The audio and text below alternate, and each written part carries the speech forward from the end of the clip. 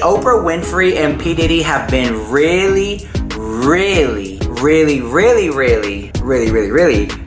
close friends. Now, this goes back years. I knew who also is a close friend to Oprah, Gayle, and she's been running her mouth too. And I always feel like Gayle sometimes kind of like instigates Oprah drama to get her name out there for clicks and views. P. Diddy and Oprah drama. Now, they've been friends for such a long time. Now, people are now holding Oprah to the fire for not disavowing P. Diddy. And I said this in my other videos. It's gonna have to take Jennifer Lopez, in this order, Jay-Z, Beyonce, Oprah, to disavow P. Diddy publicly, and people will then be against P. Diddy. Because the fact that his peers aren't holding him accountable, it kind of makes it seem like he's getting away with it.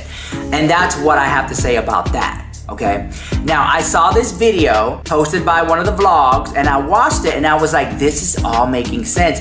Her relationship, Oprah's relationship with P. Diddy. So let's check it out. Grab a snack and come on back. Obviously, Oprah Winfrey used to be the it girl, but now the pendulum of public opinion has really swung the other way.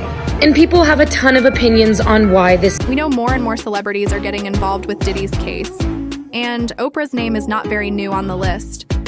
But now people are saying that the well-known talk show host post is not just being linked to Diddy, but also somehow to Diddy's secret tapes. Let's get into it. Everything on the internet right now reads Shadidi Combs, and it seems like there is no telling when this whole story will end.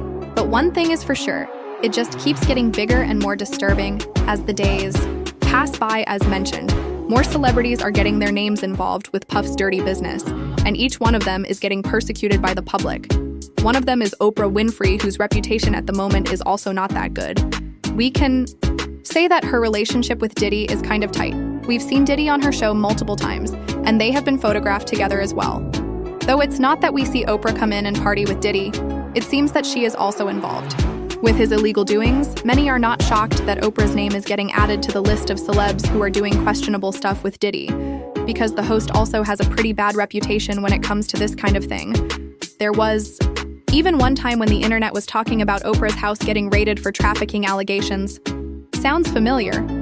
Well, her How Diddy had the same experience. She also once faced some backlash after rumors of her taking advantage of black actors emerged. It was said that she pays these actors pennies when in fact she gets plenty of cash by doing work with them. But hey, this is not the first time Oprah has gotten involved with controversial men. Remember? Harvey Weinstein. Yes, that powerful man in Hollywood who was accused of SA and more horrible things. He is besties with Oprah, so her being one of Diddy's accomplices is not pretty surprising. Oprah seems to have a really bad habit of linking herself to some of Hollywood's most notarized offenders and schmetter. Many people have also accused Oprah of making connections with these powerful big shots in order to strengthen her name and position in the industry. Some believe that she covers up for them and their dirty secrets in exchange for power and money. Now, the TV host is facing another controversy, as it is said that she is one of the many celebrities who are on Diddy's secret tapes. You see, different media outlets have been saying that federal agents have found tapes on Diddy's mansion after it was raided by Homeland Security in March. Puff's residences in Miami and Los Angeles were searched at the time. CNN claimed that a federal investigation into the rapper and entrepreneur was underway with a focus on trafficking, and that it was being conducted by a Department of Homeland Security division that handles human trafficking charges. But one source claims that investigators have informed potential witnesses that they will be called to appear before a federal grand jury in New York City. Now, footage that was shot inside Diddy's recently raided homes is currently in the hands of federal officials. It's unclear if detectives received the footage from those they have been interviewing, or if it was taken during the raids. According to a source, at least one male S**ex-worker who alleges Diddy has a him has been questioned as part of the inquiry. This person can be seen on video, which the federal investigators have access to. These tapes are very important since not only victims but also Diddy associates are known for over-the-top parties. And you'd be hard-pressed probably to find someone of note who hasn't been to a Diddy party of some sort in the last 20 years. There have always been rumors that Sean Combs' parties have been very crazy and somewhat wild. But now the allegations seem to give life to the idea that it was more than just a crazy and wild time. Grammy-winning singer Usher spoke of his time living with Combs when he was 13 on Howard Stern's Sirius XM radio show. It was curious. I got a chance to see some things. Yeah, but you were 13. What were you seeing? I went there to see the lifestyle, right? And I saw it, and it was. But I don't know if I could indulge and understand what I was even looking at. That lifestyle, now at the center of Rodney Jones Jr.'s 98-page lawsuit. Rodney Jones claims that he was sexually abused by Sean Combs multiple times, that his anus and genitalia were touched on multiple occasions in different areas. According to the lawsuit, all employees, from the butler to the chef to the housekeepers, would walk around with a black Prada pouch or fanny pack filled with drugs of all kinds. Jones says he witnessed illegal sexual activity too. Jones accuses Sean Combs of recruiting people to go and get sex workers and minors to participate in sex in various parties and all over the country with Sean Combs and others. Jones alleges that he was drugged and or forced to have sex with sex workers. On another occasion, there was an event where in addition to sex workers, there were at least 5 girls under the age of 16. All of them were forced to drink De Leon liquor, which was laced with ecstasy. The lawsuit outlining a bloody crime too. Jones alleges Combs or his son shot someone in the stomach in a bathroom at a recording studio, and then later lied to police claiming a drive-by shooting was to blame. The LAPD investigated the shooting, and Combs was not charged. Jones says he was terrified of Combs. Talk to me about the timeline of how this typically works in terms of if we're seeing a raid on several properties. Does that in conjunction with an arrest? Does that come before an arrest? Does that, how does it typically work? Typically, Jesse, it's in conjunction with an arrest. But I started thinking about this a little bit more last night, and I was thinking that if he has videos or his associates have videos and they are attempting to distribute those of young male children or female children, that means that a child is in imminent danger. And so part of me wonders if this was done to stop that, and that they will get to the arrest obviously at some point, because as you mentioned, typically these warrants are served and there's usually an indictment that goes hand in hand with that at the same time. So in my opinion, it's not unheard of. It's just a little bit unusual. We don't typically see this. Anytime we did raids at the FBI of this nature, we also had an arrest warrant for the individual as well. And so it is unusual, but I don't want to say it's unheard of. And again, I'm just speculating, but part of me wonders if this was still actively being distributed. And if it is, they need to shut that down. So I absolutely believe, and again, simply my hypothesis, he is innocent until proven guilty, that he will be arrested and indicted on sex trafficking charges. I have no doubt about that. And I do believe that he was most likely the kingpin of this. These girls, what that tells me, if it's out of the Southern District of New York, is this is spanning multiple states, and that he is trafficking or allegedly trafficking girls across multiple states, across the United States. This isn't just an isolated incident in one location. And so I have heard things as well about his Hamptons parties and things happening in those Hamptons parties as well. So I suspect more evidence may come out as a result of that.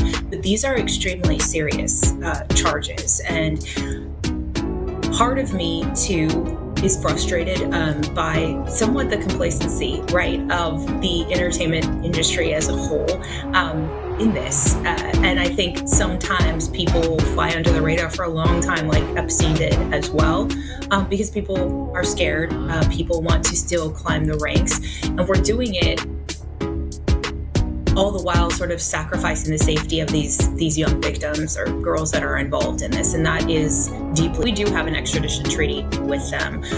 Right now, though, because of the public nature of this, I have a very hard time believing that a country would allow his plane to land with him on it in their country. They don't have to let him land if they don't want to.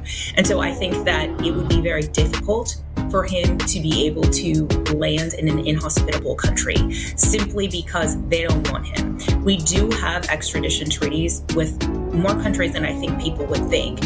And typically they will send folks back to us as long as we take the death penalty off of the table. And I don't believe that this is a death penalty case. It's Southern District of New York. And so I believe that whether we have an extradition treaty or not, with whatever country he may or may not go to.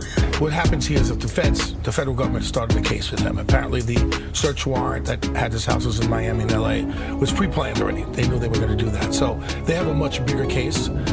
Right now with the guns, they're going to check them. They're going to trace them, see if they were used in any crimes. They're going to go over anything about the cooperators that are cooperating with them. They're going to be talking to a lot of people about certain criminal acts that he might have committed, and they go from there. And what about the videos? Well, they're going to sift through those videos. They're going to look at them and then see if there's any criminality on those videos, and then they'll go from there. So what do you think? I mean, it just seems like the house of cards might fall for Diddy right now. It's not looking that great. Right now, I know that he has highly powered attorneys, and with all these allegations that are coming out against him and against other people, a lot of people are starting to be very nervous about it. Yet another woman has filed a lawsuit against Sean Combs, claiming that he sexually assaulted her, this one back in 2003. Her name is Crystal McKinney. She was a model in the late 90s and early aughts. She appeared on some MTV shows, including Total Request Live. McKinney's suit says in 2003, a designer invited her to meet Combs during Men's Fashion Week. The suit says the designer began to direct plaintiff's appearance as he sought to ensure that Combs found her attractive. For instance, the designer instructed plaintiff to go to Elizabeth Arden to get a root touch-up to ensure it was platinum blonde. The suit says that the designer even had a stylist put hair extensions in McKinney's hair and then handpicked her clothes, a black leather coat with a fur hood, a translucent chiffon beige V-cut shirt, and jeans encrusted with jewels. The suit says at a dinner that Combs told McKinney she was gorgeous and that she would make it big one day. She claims he made promises that he would help her advance her career. The suit says that Combs even gave McKinney his phone number as a show of good faith. She claims he was flirty and almost leering at her. Then later that night, she went to his recording studio, and that's where she said the assault took place. The suit says McKinney found Combs and several other men seated together, and they were drinking Hennessy and passing around joints. One of Combs' associates asked her, quote, "Do you smoke weed?" And she said yes. McKinney said that Combs told her, "You've never had weed like this before," and passed the joint to her. The suit says that McKinney took a hit off the joint, and it felt powerful, like she was floating. She says she later found out it had been laced with a narcotic, and then Combs pressured her to drink more alcohol and smoke more of the joint, with Combs telling her she was being too uptight. Then the suit says that Combs led McKinney into the bathroom, where he forced her to perform oral sex on him, pushing her head into his crotch and telling her, quote, "Suck it." The suit says that McKinney lost consciousness and came to in a taxi cab. The suit goes on to claim that Combs had her blackballed in the industry and that she went into a deep depression, even trying to take her own life the following year. Sean Diddy Combs faces another new lawsuit, the second this week. In the suit filed yesterday, a woman accuses Combs of rape and sexual assault. Meanwhile, his ex-girlfriend, Cassie Ventura, is responding for the first time to graphic video of Combs assaulting her back in 2016. Our national correspondent, Jerika Duncan, has more, and we want to warn you, the details are disturbing. Jerika, good morning. Good morning, Michelle. The details are disturbing indeed. This is now the 7th lawsuit directly accusing Sean Diddy Combs of sexual assault. Ventura filed a separate lawsuit in November, which has been settled. And allegations in this suit describe Combs forcing himself onto this woman and in one encounter demanding that she take drugs. April Lampros, according to documents filed in New York County Supreme Court, says she met Sean Diddy Combs in early 1994 while she was attending the Fashion Institute of Technology in New York City. She says Combs promised her mentorship, invited her to parties, and showered her with gifts. But according to the filing, those gestures became abusive, and Combs began to show a terrible temper and often threatened Lampros. She alleges 4 encounters with Combs, including one in 1995, where Lampros says Combs raped her in a New York City hotel, and then another incident that year where she alleges an attendant witnessed Combs sexually assault her in a parking garage. According to the documents, when Lampros tried to distance herself from Combs, he retaliated by having her fired from her job at a restaurant. Lampros is now the second woman this week to file a lawsuit against. That boy better start kicking that habit, because Cause he gonna have it bad in church. Y'all thought Suge Knight was passing out and shit in the courtroom. Man, when they go, if he hooked on drugs like that, that nigga gonna be in there throwing up. He gonna be like going through withdrawals. He ain't gonna be able to go to court. And that's gonna be a sad, sad day. So if I can tell you anything, Diddy, man, you going to prison if you don't off yourself or go to, go over there with your boy Russell. Or a country that is like Russell that doesn't extradite. So you going to prison. So dog, before worrying about all of this stuff, you better kick that habit. Cause I seen niggas just for a day or two, how they were acting when they be going through those withdrawals. And bro, you gonna be hurting. You ain't gonna be able to help with your defense. You gonna be looking bad in front of that judge when he ain't gonna give you a bail. So bro, that would be my advice to you, man. Start getting that, go check yourself into rehab real quick.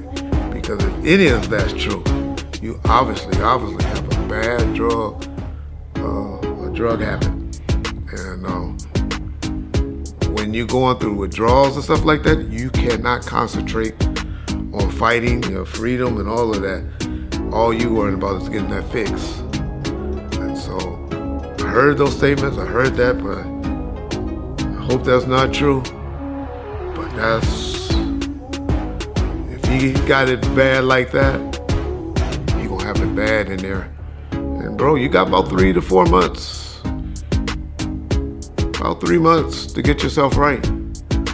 So I know you right now and you talking to lawyers and trying to figure this out and buy everybody off and stuff. And take care of stuff, which, hey, that's your prerogative. But just in case those things don't work out, go get yourself clean, bro. Check yourself into a program real quick. Because if you don't, it's gonna be hard in prison.